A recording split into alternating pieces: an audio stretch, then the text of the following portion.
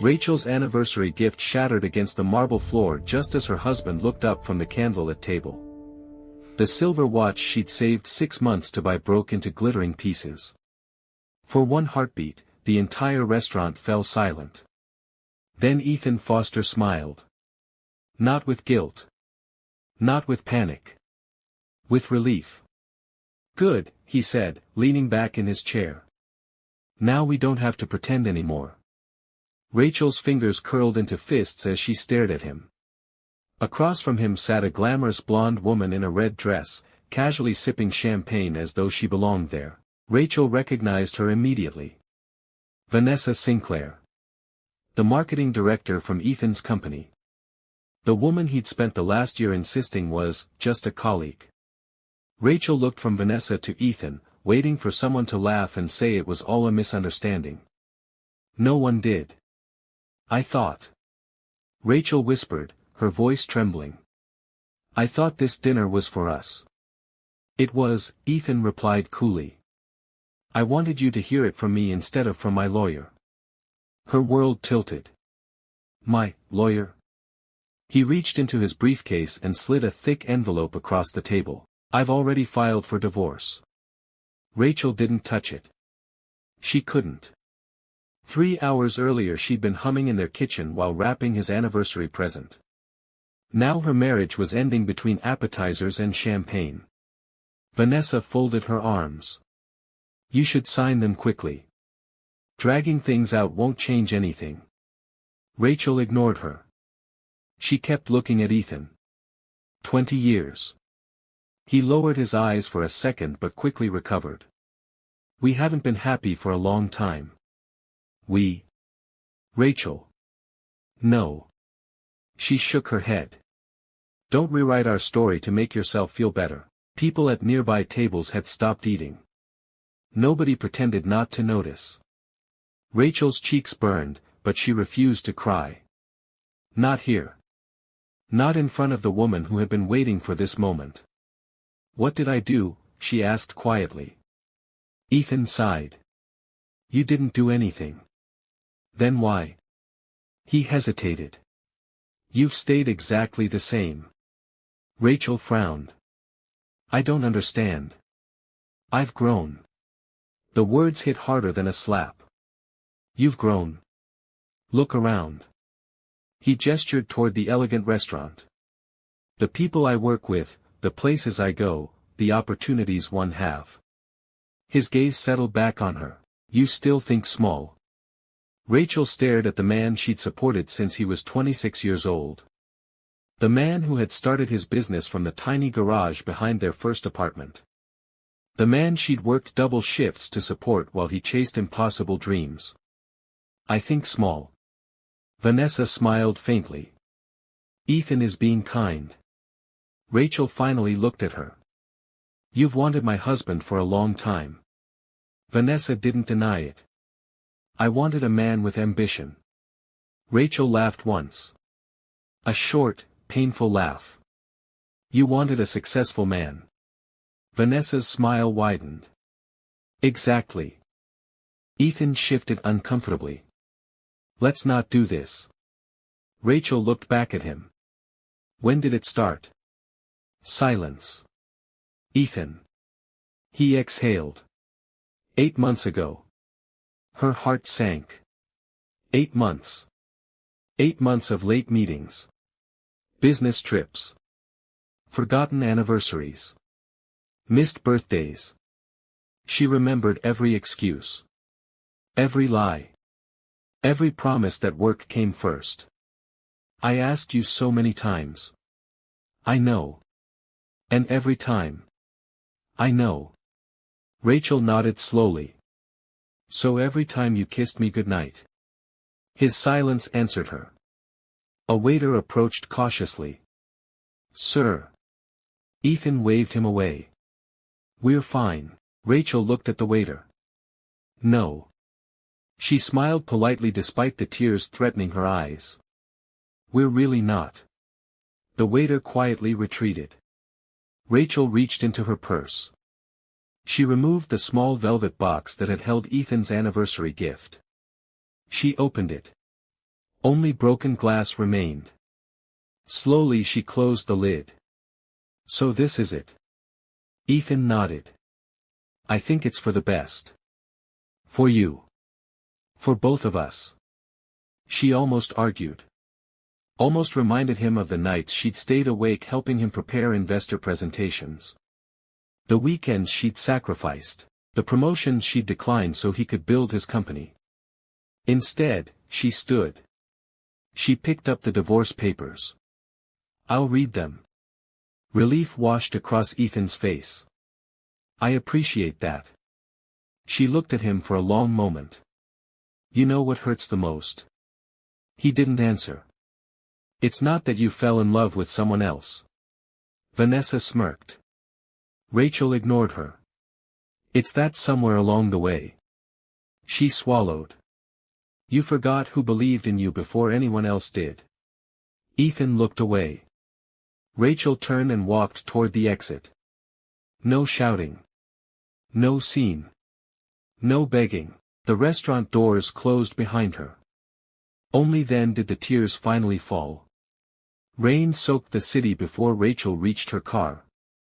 She sat behind the steering wheel, gripping it until her knuckles turned white. Her phone buzzed. Her younger sister, Lily. She answered without speaking. How was dinner? Lily asked cheerfully. Rachel closed her eyes. It's over. Silence. What do you mean? He left me. Another silence. Then, I'm coming. You don't have to. I wasn't asking. Within 30 minutes Lily was sitting beside her in the parked car. Neither woman spoke for several minutes. Finally Lily whispered, did he apologize? Rachel shook her head. No. Did he even look guilty? No. Lily clenched her jaw. Then don't give him the satisfaction of seeing you break. Rachel gave a tired smile. I'm trying. You've spent 20 years helping him become successful. I know. Now it's your turn. Rachel stared through the rain-covered windshield. My turn for what? To remember who you were before your entire life revolved around Ethan. Rachel wanted to answer. She couldn't. She honestly didn't remember. The divorce spread through Ethan's company faster than anyone expected. Some employees whispered that Rachel had been holding Ethan back. Others claimed Vanessa had always been the better match.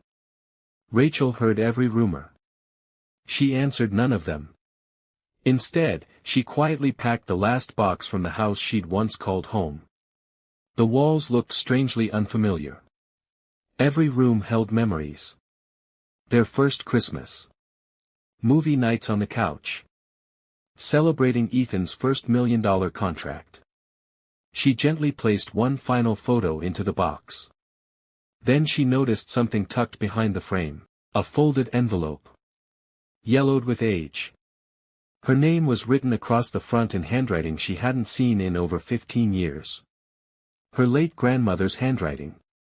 Rachel frowned. She slowly opened the envelope. Inside was a handwritten letter and a small brass key taped to the paper. The letter began with one sentence that instantly stopped her breathing. My dearest Rachel, if you're reading this, it means life has broken your heart exactly as I feared it would. She stared at the words. Her grandmother had written the letter years before she passed away. How could she have known? Rachel kept reading. There is something I've kept secret because I wanted you to build a life based on love, not money. But when the day comes that someone mistakes your kindness for weakness, it's time for you to discover what truly belongs to you. Rachel's grip tightened around the old brass key. Just then, headlights swept across the front window. She looked outside. A sleek black Rolls-Royce had pulled into the driveway. A gray-haired man in an immaculate suit stepped out, carrying a leather briefcase. He walked calmly to the front door. Then the doorbell rang. Rachel wiped her tears and opened it. The stranger gave a respectful nod. Mrs. Foster? Yes. My name is Arthur Bennett. He paused before saying the words that would change her life forever. I worked for your grandmother for 32 years. Rachel frowned. My grandmother was a schoolteacher. Arthur smiled gently. That's what she wanted everyone to believe. He held up a document bearing her grandmother's signature. I'm here to take you to the company she left behind. Rachel stared at Arthur Bennett, certain she'd misheard him. My grandmother didn't own a company. Arthur didn't argue. Instead, he opened the leather briefcase and carefully removed a faded photograph. It showed Rachel as a little girl sitting on her grandmother's lap. Standing behind them was Arthur. Much younger. Rachel looked closer. You were at my 7th birthday. I've known you since the day you were born. She frowned. Then why don't I remember you? Because your grandmother introduced me as an old family friend. He handed her another document. This conversation was supposed to happen much later. Rachel looked down. The signature was unmistakable. Margaret Hayes. Her grandmother. What company are you talking about? Arthur smiled faintly. Hayes Biotech. Rachel blinked. The Hayes Biotech? One of the fastest growing pharmaceutical companies in the country. Worth billions. Arthur nodded. Your grandmother founded it 40 years ago. Rachel laughed in disbelief. No. It's true. Everyone knows Hayes Biotech was founded by Margaret Hayes, but... Her voice trailed off. My grandmother's name was Margaret Hayes. Arthur nodded again. The same Margaret Hayes. Rachel sank onto the couch. She never told me. She didn't want wealth deciding who loved you. Rachel looked toward the letter still lying open on the coffee table. So, she hid everything. She believed people grows differently without privilege. Rachel suddenly remembered all the evenings spent baking cookies in a tiny kitchen. Her grandmother had driven an old pickup truck. Worn simple clothes. Lived in a modest house. Nothing about her suggested unimaginable wealth. After she retired, Arthur continued, the company was placed under professional management. Rachel frowned. So why haven't I heard from anyone until now? Because your grandmother left very specific instructions.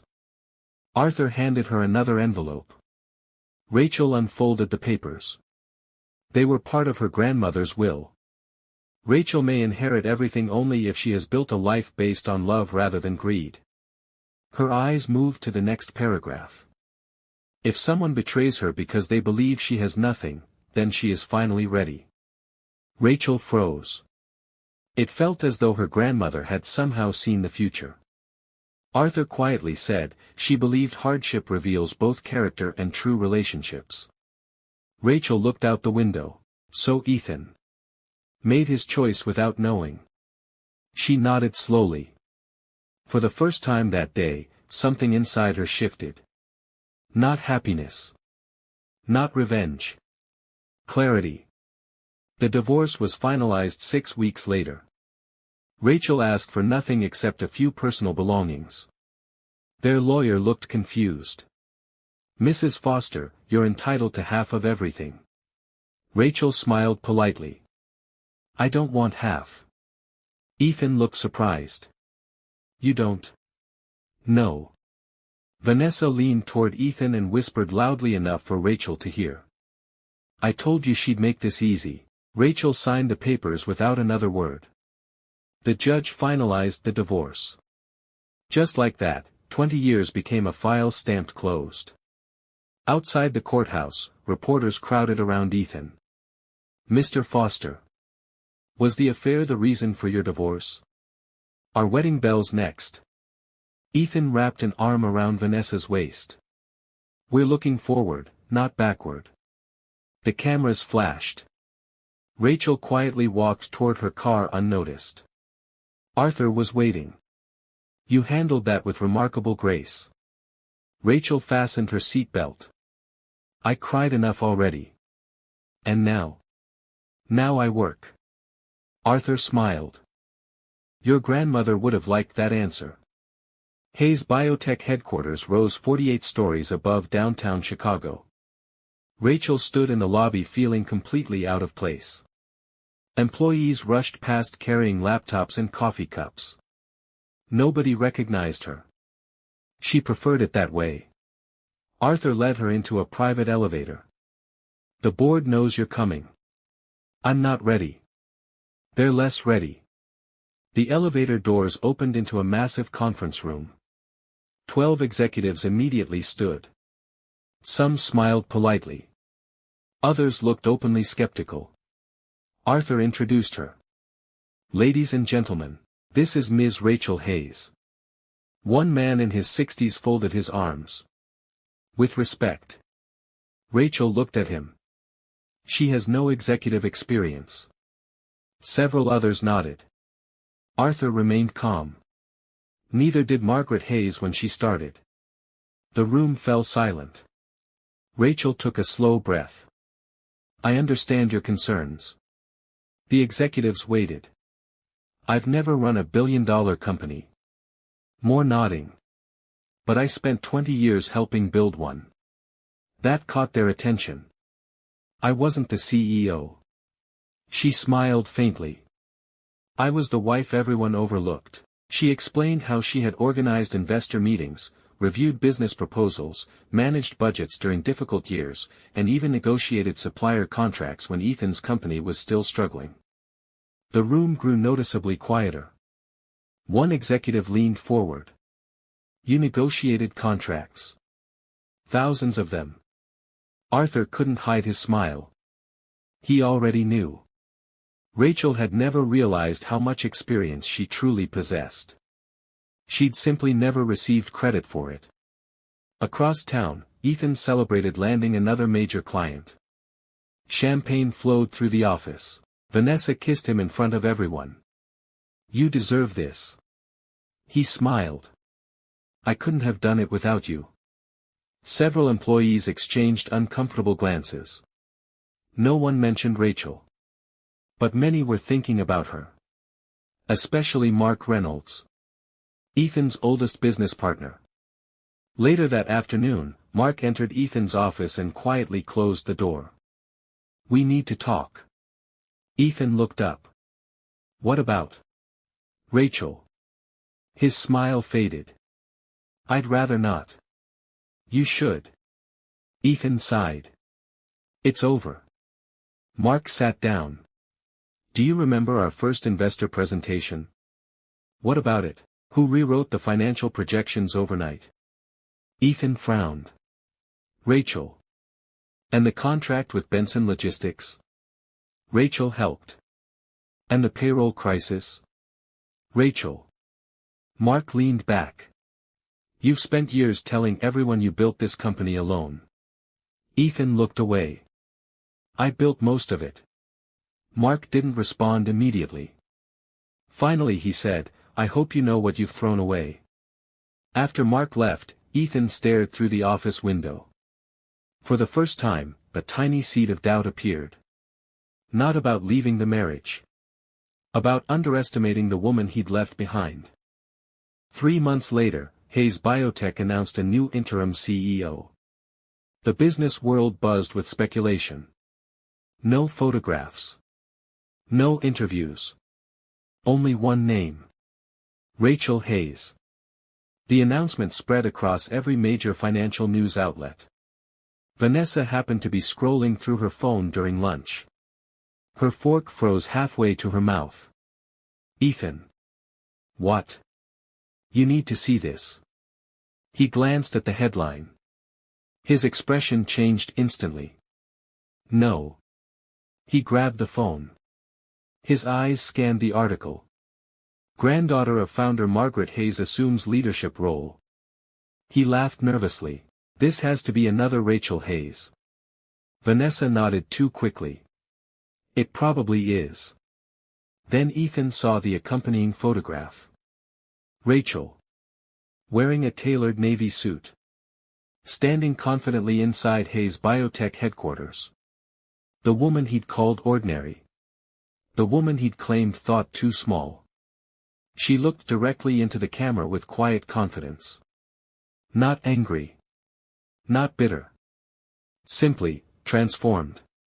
His phone slipped from his hand onto the restaurant table. Vanessa whispered, "Ethan." But he wasn't listening anymore. Because for the first time since signing the divorce papers, he realized he might have made the biggest mistake of his life. Ethan couldn't take his eyes off the article. Rachel looked nothing like the woman who had quietly stood beside him for 2 decades. Or perhaps, she had always looked like this. He had simply never noticed. Vanessa picked up his phone and forced a smile. So she's rich now. Ethan remained silent. She nudged his arm. It doesn't change anything. It changes a lot. Vanessa frowned. What does that mean? It means. He struggled to finish the sentence. I never knew. Vanessa folded her arms. She didn't know either, but Ethan wasn't thinking about the money. He was remembering every business meeting Rachel had prepared. Every investor she had calmed. Every contract she'd caught mistakes in before he signed. Had he really built his success alone? Or had he simply taken credit for the woman standing behind him? Rachel's first board meeting as interim CEO lasted 6 hours. Every executive expected her to play it safe. Instead, she surprised them. I've reviewed the last 5 years of financial reports. The room became quiet. Our research budget has been shrinking. The chief financial officer nodded. To improve quarterly profits. Rachel shook her head. My grandmother didn't build this company by chasing the next quarter. She stood and walked toward the presentation screen. She built it by solving problems other companies ignored. Several executives exchanged glances. Rachel continued. We're restoring the research budget immediately. One board member frowned. That will upset shareholders. Only temporarily. And if you're wrong? Rachel smiled calmly. Then you'll replace me. The confidence in her voice caught everyone off guard. She wasn't pretending to know everything. She simply wasn't afraid of making difficult decisions. Arthur watched from the back of the room. For the first time since Margaret Hayes passed away, he felt hopeful. Weeks turned into months. Hayes Biotech announced a breakthrough partnership with a leading cancer research institute. The company's stock climbed steadily. Business magazines began calling Rachel one of the most influential new CEOs in America. Yet almost nothing changed about her personal life. She still drove the same modest SUV. She still brought homemade lunches to work. She still remembered the names of the janitors and receptionists. Employees noticed. Word spread. People respected her not because she inherited a company, but because she treated everyone with dignity. One afternoon Rachel walked through the employee cafeteria instead of dining in the executive lounge. A young intern accidentally bumped into her, spilling coffee across Rachel's white blouse. The young woman turned pale. I'm so sorry. Rachel looked at the stain. Then smiled. It's coffee. I'm going to get fired. Rachel laughed softly. You don't even work for me. The cafeteria erupted in nervous laughter. Rachel accepted a handful of napkins. My first week at my old job, I dropped an entire tray of food onto my manager. What happened? Rachel grinned. He married me. The room laughed. Then Rachel's smile faded almost imperceptibly. So trust me. She winked. Coffee isn't the end of the world. Someone secretly recorded the exchange. By evening the clip had gone viral. Millions praised the CEO who acted like an ordinary person. Across town, things weren't going as smoothly for Ethan. His company's biggest client unexpectedly terminated their contract. Then another followed. Then another. Mark entered Ethan's office carrying several reports. We have a problem. I know. It's bigger than you think. He handed Ethan a folder. Our competitors are beating us to every major bid. Ethan scanned the numbers. How? They're anticipating our pricing. You think someone is leaking information? Mark hesitated. No. What then? I think. He paused carefully. Rachel used to catch these mistakes before proposals went out. Ethan looked up sharply. What mistakes? Mark pointed to several pages. These projections. They're fine. They would have been. He flipped another page. If Rachel had reviewed them. Silence. For years Ethan had assumed Rachel simply organized paperwork. Now, he was beginning to realize how many invisible disasters she'd quietly prevented. Without her, small mistakes had become expensive ones. That evening Ethan drove past the small apartment where Rachel now lived. The lights were on. He sat across the street for several minutes. Then drove away. The next day, he came back. This time carrying flowers. He knocked. No answer. A neighbor stepped outside. Looking for Rachel? Yes. She moved. When? A month ago. Do you know where? The elderly woman smiled politely. No. But I do know one thing. Ethan looked at her hopefully. She seemed happier the day she left than she'd ever looked while living here. The words lingered long after Ethan drove away. Rachel had moved into a restored lakeside house her grandmother once owned. Not a mansion. Just a peaceful home surrounded by trees. She spent most evenings there reading reports on the porch. One Saturday morning, Lily arrived carrying 2 bags of groceries. You work too much. Rachel laughed. You sound exactly like Grandma. I'm taking that as a compliment. As they unpacked groceries, Lily suddenly looked serious. Can I ask you something? Rachel nodded. If Ethan came back.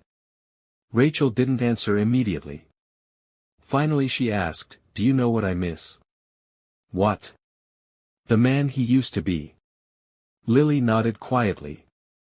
But he isn't that man anymore. No. Rachel smiled sadly. And neither am I.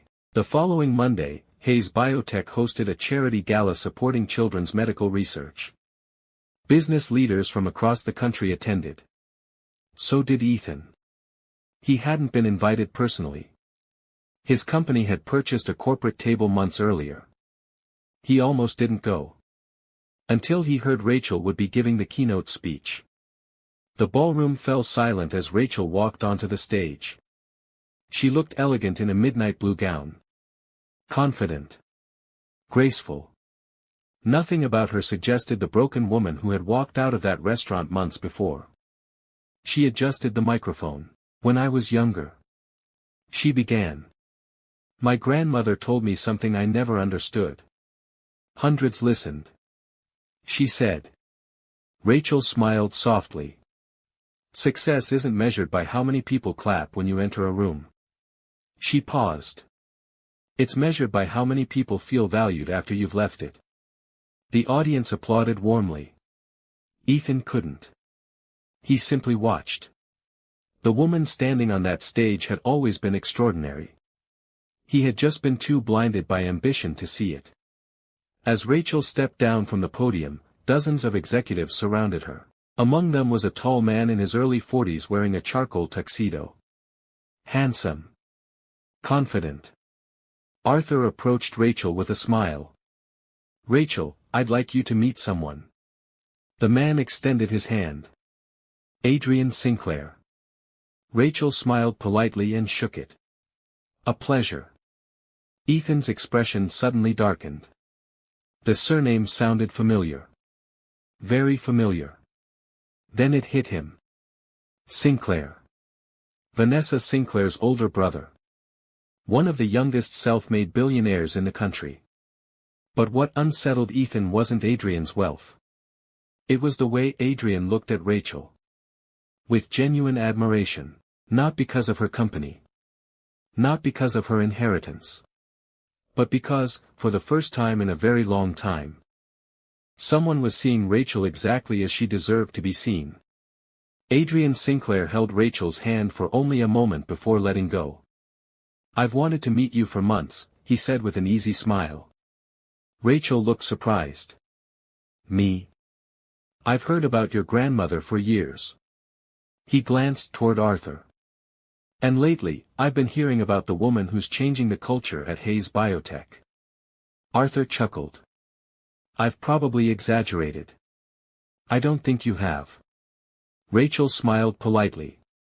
"Thank you." Across the ballroom, Ethan watched the conversation with growing unease. Vanessa noticed. "You've been staring at them for 5 minutes." "I'm listening." From across the room. "I know who he is." "So do I." Vanessa shrugged. "He's my brother." Ethan turned sharply. "You never mentioned he knew Rachel." "He doesn't." "He does now." Vanessa looked over her shoulder and frowned. "Adrian isn't interested in relationships." "How do you know?"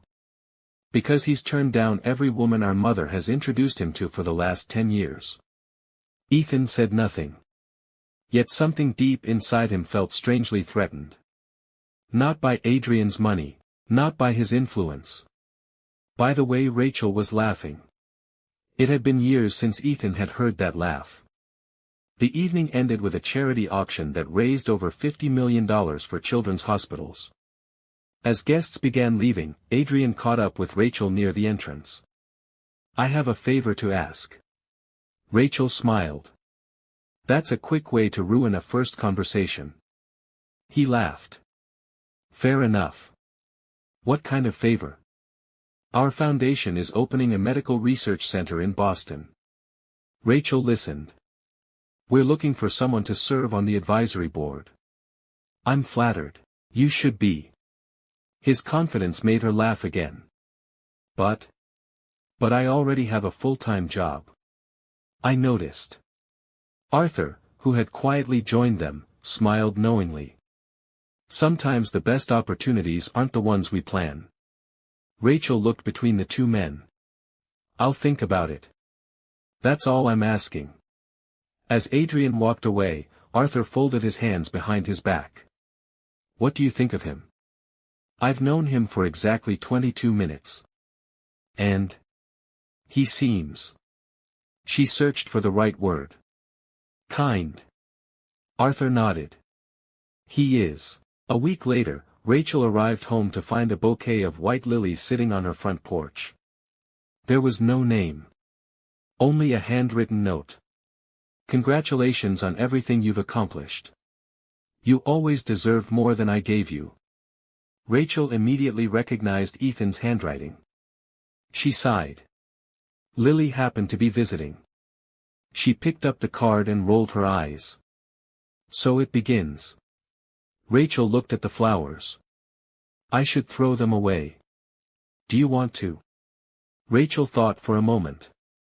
"No." Lily looked confused. "You forgive him?" "I don't know if forgiveness is the right word." "Then why keep them?"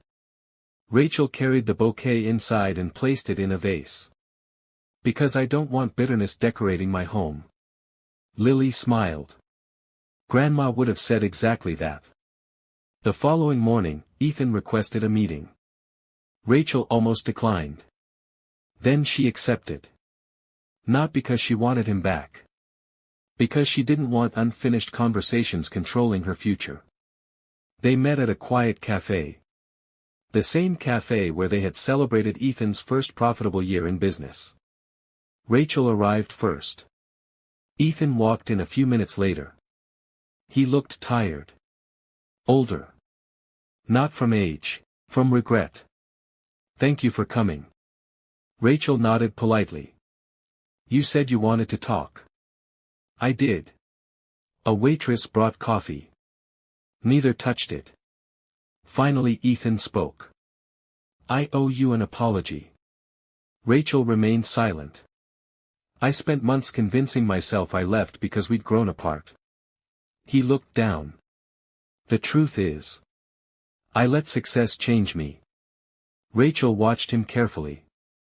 I started believing I deserved better. His voice cracked.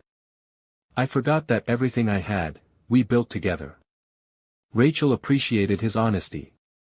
But the pain didn't disappear because he admitted it. I'm sorry, he whispered.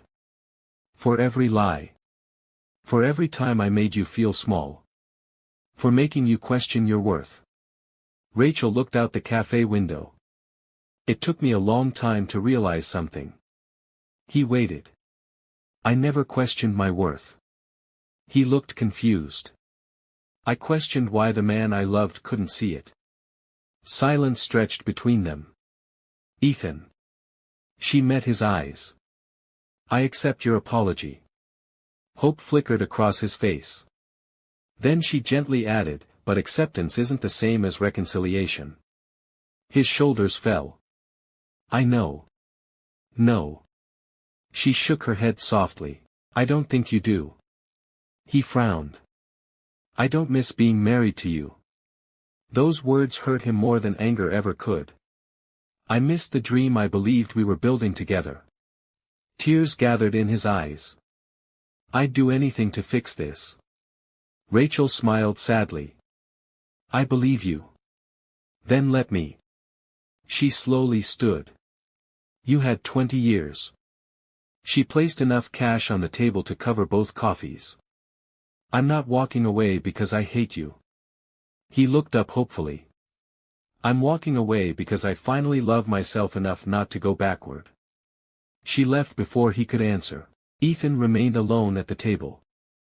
Watching the woman he had taken for granted disappear through the cafe door. This time, he knew she wasn't coming back. Vanessa wasn't waiting at home. Instead, Ethan found the master bedroom half empty. Closet doors stood open. Drawers had been cleared. He immediately called her. Where are you? At my apartment. You moved out. I did. Why? She sighed. Ethan. What? I fell in love with the successful version of you.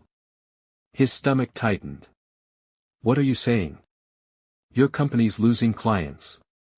We'll recover. Maybe. Her voice remained calm. But I don't want to spend years finding out. Realization hit him like a freight train. You.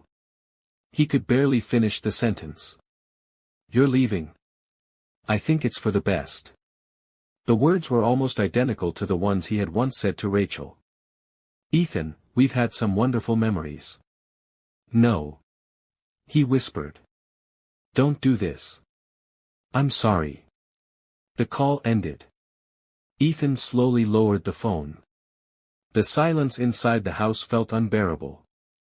For the first time, he understood exactly how Rachel had felt the night he ended their marriage, and he finally realized something painful.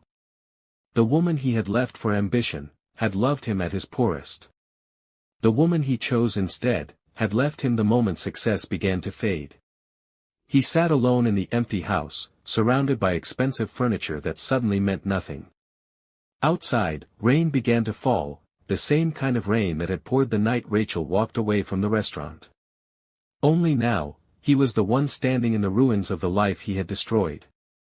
Rain tapped against the windows long after Vanessa's car disappeared down the street. Ethan remained on the living room floor, staring at the engagement photo that still hung above the fireplace. Rachel was smiling at him in the picture. Not because he was successful. Not because he was wealthy. Simply because she loved him. He climbed onto a chair and carefully removed the frame from the wall. For the first time in months, he allowed himself to remember the life he had spent years trying to forget. The tiny apartment with second-hand furniture. The nights they shared instant noodles because they couldn't afford dinner. Rachel falling asleep on the couch with his business plans spread across her lap. The morning she quietly sold her grandmother's antique necklace so he could pay his employees when his first company nearly collapsed. He had promised to buy it back someday. He never did. He had become so obsessed with building a fortune that he forgot who had helped him build it. He covered his face with his hands. Money had made him successful, Pride had made him lonely. The following week, Hayes Biotech announced the opening of the Margaret Hayes Children's Research Center. Business leaders, doctors, researchers, and journalists gathered for the ceremony. Rachel stood at the entrance, greeting every guest personally. When Adrian arrived, he handed her a small wrapped package. "I thought I'd bring a housewarming gift for the new research center." She laughed. "It's a hospital, not my living room." "Open it." Inside was an old hardcover journal. Rachel looked puzzled. "The first research notebook your grandmother ever kept," Adrian explained. "My father invested in her company when no one else believed in her. She gave this to him years later as a thank you. He asked me to return it to the Hayes family when the right person came along." Rachel ran her fingers across the worn leather cover. "It's beautiful. It belongs with you." She smiled warmly. "Thank you." Arthur watched from a distance, quietly pleased. He had seen powerful people impress Rachel with expensive gifts. None of them had touched her heart like this simple notebook. Because Adrian had taken the time to understand what mattered to her. As the ceremony ended, reporters surrounded Rachel. "Ms. Hayes. What inspired you to donate so much of your inheritance?" Rachel paused before answering. "When I lost my marriage, I thought I'd lost everything." The crowd fell silent. But heartbreak has a strange way of revealing what truly matters. She glanced toward the children touring the new facility. Wealth isn't measured by what sits in your bank account. It's measured by how many lives become better because you existed. The quote spread across social media before sunset. Millions shared it. Not because it came from a billionaire. Because it felt true. Months passed. Hayes Biotech reached record profits while expanding scholarships, employee wellness programs, and medical research. Rachel was no longer known simply as Margaret Hayes' granddaughter. She had earned her own reputation. One evening, Adrian invited Rachel to dinner. Not at the city's most expensive restaurant. At a small family-owned Italian cafe overlooking the lake. As they finished dessert, Adrian looked at her thoughtfully. "Can I ask you something?" Rachel smiled. "You've been asking permission all evening." "I have. So ask. What scares you now?" She expected questions about business. Or the future. Instead, this. Rachel thought for a long moment. "I'm afraid of becoming the kind of person who lets pain make every decision." Adrian nodded. "That's a reasonable fear. What about you?" "I'm afraid you'll compare me to your past." Rachel looked at him with gentle surprise. "I won't." "How can you be sure?" "Because love isn't supposed to compete." He smiled. "It's supposed to begin." For the first time since her divorce, Rachel felt hope that had nothing to do with success. On the first anniversary of their divorce, Rachel visited her grandmother's grave. She placed fresh white roses beside the headstone. "I finally understand." The breeze rustled through the trees. "You didn't hide the company because you wanted to test me." She smiled through tears.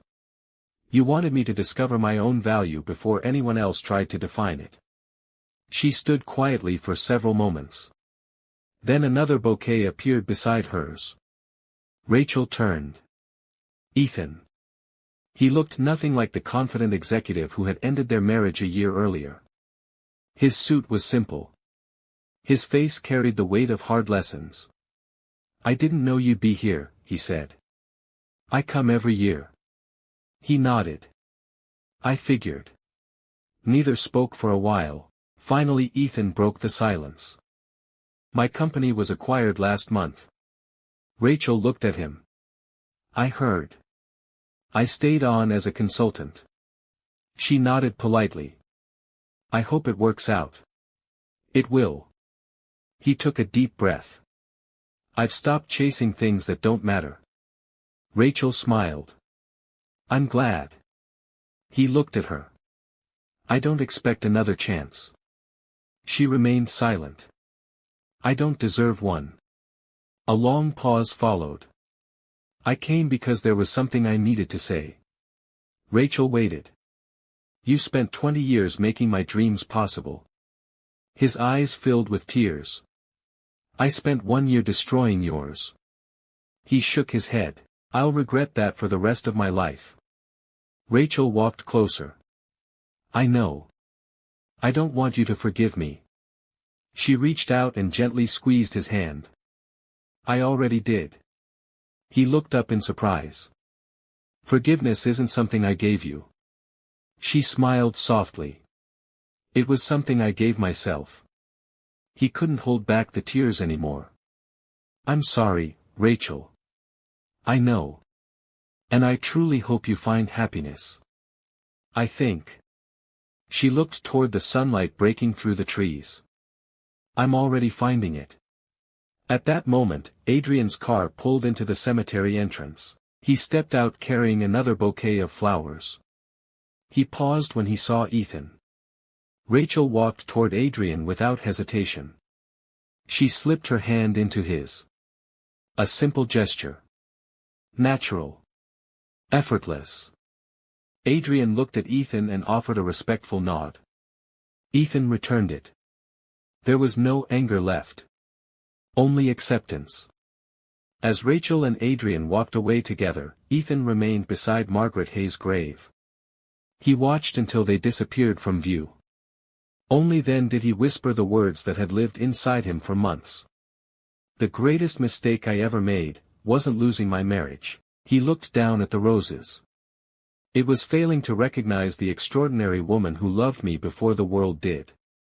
Before this story ends, if it reminded you that betrayal doesn't have to be the end of your story, take a moment to subscribe to the channel, like this video, share it with someone who needs encouragement, and tell us in the comments what lesson stayed with you the most. We'd also love to know where you're watching from. As Rachel drove away that afternoon, she realized something her grandmother had tried to teach her all along. The best revenge is not making someone else suffer.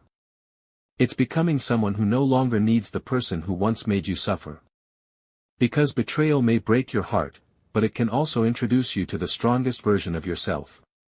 And sometimes, the person who walks away with peace is far richer than the one who walked away with pride.